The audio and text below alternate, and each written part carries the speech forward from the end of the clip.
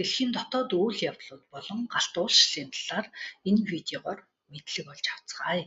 Бид галт уулс хаана хэрхэн үүсдэг, дэлбэрэлтийн төрлүүд, чулуулаг, нөлөөлөл мөн Монгол орны унтарсан галт уулсын талаар үзэх болно. Галт уул үүсгэхэд тектоник хавтангууд чухал үүрэгтэй. Хавтангийн хөдөлгөөн нь дивергент, конвергент, консерватив зааг дээр илэрдэг бөгөөд энэ нь газар хөдлөлт, галт уул дэлбэрэлт, уул нуруу үүсгэхэд хүргэдэг. Одоогийн байдлаар дэлхий дээр 550 орчим идэвхтэй галт уул байна. Галт уул нь дэлхийн гүний бодисууд их даралтын улмаас сувгууд даган өргөгдөж байдаг улс юм. Дэлбэрэлтийн үед галт уулын блок, бөмбөг, лапилли, үнс зэрэг янз бүрийн чулуулаг үүсдэг.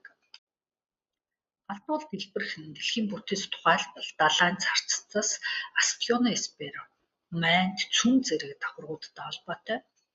Майнд дэх конвекцийн урсгал нь хавтангийн хөдөлгөөнийг үүсгэдэг. Магма газрын гүнд хуримтлагдаж даралт ихсэх үед дэлбэрдэг. Галт уулшил үүсэх үндсэн нөхцлүүд нь тектоник ангалыг дагаж үүсдэг ганц авийн болон магма урсан гарах сувг өрх үүсгдэг тубилгалтын нөхцлүүд байдаг.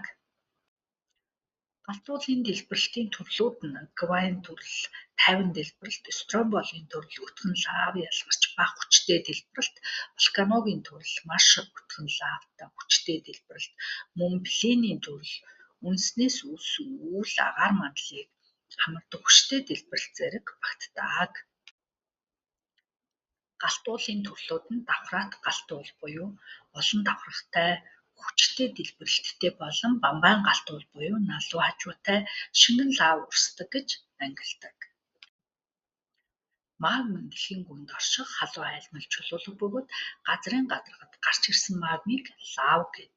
Суйрлаг магма нь шингэн хурдан урсдаг бол хүчлэлэг магма нь зуурамдгай удаан хөдөлгөөнтэй хүчтэй дэлбэрдэг.